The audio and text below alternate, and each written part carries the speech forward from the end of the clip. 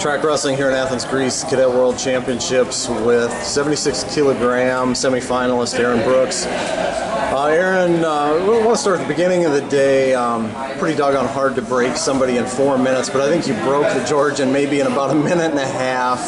The pace was out of this world. Yeah. Where did you learn to wrestle like that?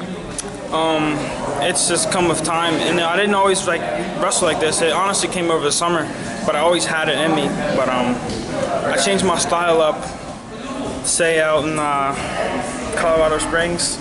When was that? Back in early July, the first training camp? Yeah, so that's whenever I realized what I could really do if I used all my abilities. And I used to wrestle real stiff and just look for one shot. I win, but big match I lost.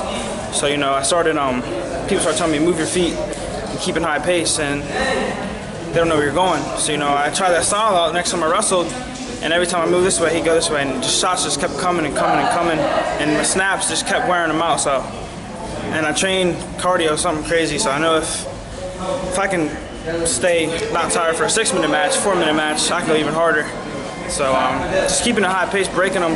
That's what they want to break us, like little mental things, the little mental games. They're trying to look you in the eye. But when I wrestle, I just plan on taking them to a whole other dimension, just pushing them. So. Who got you to unlock that dimension? Who are the people that helped you get to this point? I'd say my dad, Coach Rob Bider, Coach Shep Talk, Coach KJ, Coach Jackson. He's helped me a lot too. Out in Colorado Springs, was he the one that was one that was most pivotal in getting you to open up like this? Yeah. Okay. And then everybody else just kept telling me, and it just battered in my head. So. It's got to be a blast to wrestle like that. Yeah, it's fun. It's fun. I want to rewind. You weren't originally on the team. Travis Whitlake, you guys had a barn burner of a series. How did you find out what was going on? That he was hurt? Yeah, yep. Well, I'd heard rumors, and I was like, he should be fine. Everybody's telling me he's fine. His dad's saying he's fine. So, I'm chilling at the house, and then my dad said something. He's like, well, we need to know if it's a rumor or not, because you got to start getting ready. So, but his dad was hiding it, and people were hiding it, so we just didn't know when to get ready. So we just started getting ready, and then the call came, because nobody was sure, but we'd rather be prepared than unprepared. And we'd lose nothing from it if we were prepared. So, yeah, I knew it was out there, but like I said, it was hid a lot. So, what was your mentality prior to that phone call when you knew it was your turn and after? Well, like I was downstairs in my basement chilling, playing air hockey, and then I came up. Coach Jackson told me, he said I would be wrestling. So first I didn't really think about it. I went back downstairs, hang out with my friends.